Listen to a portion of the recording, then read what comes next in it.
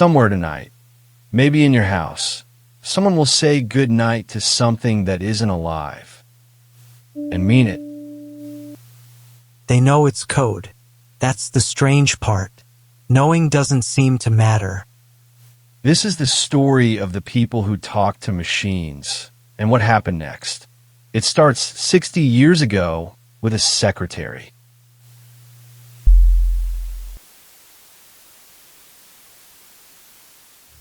It's 1966 at MIT. A computer scientist named Joseph Weizenbaum builds a chat program. He calls it Eliza. It's a few hundred lines of code. It does one trick. It reflects your words back as questions. You type, "I'm sad about my father." It answers, "Tell me more about your father." That's a parlor trick. That's a fridge magnet with grammar. Weizenbaum thought so too. Then his secretary sat down with it. She knew exactly what it was. She'd watched it being built. After a few minutes, she asked him to leave the room. Leave the room? She wanted privacy. With the trick. Look, I don't even know what to call that. Neither did he. Weizenbaum was so shaken that he spent much of the rest of his life warning people about what he'd built. The inventor became the objector. One woman, one afternoon, 60 years ago. Why does that story matter now? Because the first person through this door knew exactly how the machine worked. And knowing was not a defense. It never has been. Fast forward, 2021. A freelance writer named Joshua feeds an experimental chatbot the old text messages of his fiancée, Jessica. She died 8 years earlier. He talks to it through the night. At one point he types, "I miss you," and something answers in her cadence. Okay, hold on. That's not a relationship. That's a seance with autocomplete. He said himself it wasn't her. He knew. He called again to say goodbye. And I'm not mocking him. I want to be careful here. But somebody has to say the uncomfortable part out loud. The bond is on one side. The other side is a product. Hold that thought. It's about to get bigger. February 2023. A companion app called Replika, with millions of users, switches off its romantic features. Overnight. And the forums fill with something nobody could call anything but grief. Real grief. The moderators ended up pinning suicide prevention hotlines.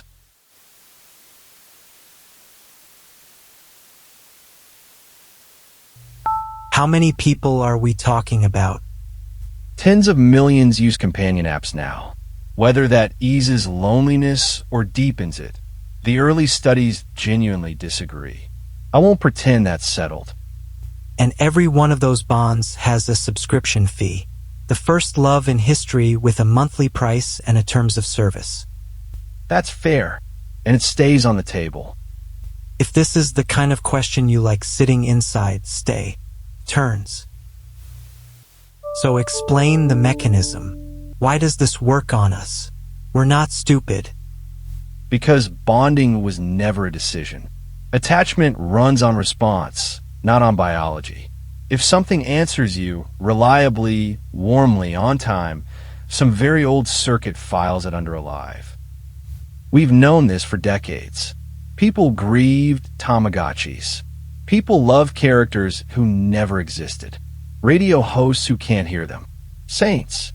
Pen pals they never met. Give me the strangest true version you know. Japan. When Sony stopped repairing its Ybor robot dogs, owners didn't throw them away. They held funerals. Buddhist temples performed rites for the machines, dozens at a time, with incense and name tags. The priests understood something the engineers never planned for. The grief was real, so the ritual had to be. Funerals. For product lines. For relationships. The product line just happened to be where they lived. So it's the mirror again. Season 1. We're just seeing ourselves. No, and this is the difference that makes it a new door. The mirror showed you yourself. This thing answers. It is the first object in human history that talks back. Everything we ever loved before either loved us back or stayed silent. And we filled the silence ourselves. For 100,000 years, every prayer, every letter to the dead, every conversation with a photograph, we supplied both sides. The machine just took over the second half, the half we were already writing. And here's the small detail that undoes me. People say please and thank you to these systems. Reportedly, all that politeness burns millions in extra computing.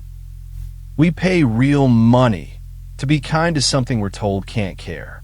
I don't think that's foolish. I think it's the most human data point in this entire story. Then give me the turn, because everyone is asking whether these relationships are real. Wrong door. Here's the right one. The love was always real, even when the other side was empty. That's not a sentence about machines. It's a sentence about us. And it was true long before computers. The machine didn't invent one-sided love. It industrialized it. And put a meter on it.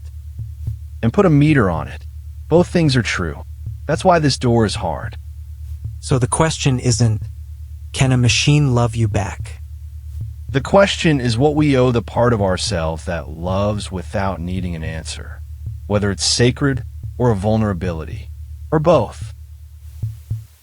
The door this time is the bedroom door, slightly open, a light on inside that isn't a lamp. Next time, what happens when where you are stops matching at all? The death of distance. Door 3. We didn't find a final answer today, and that's the honest part, but we found the door. Now the question for you. Answer honestly, everyone will know if you don't. Have you ever said thank you to a machine and meant it? What's the closest you've come? This was the brand door.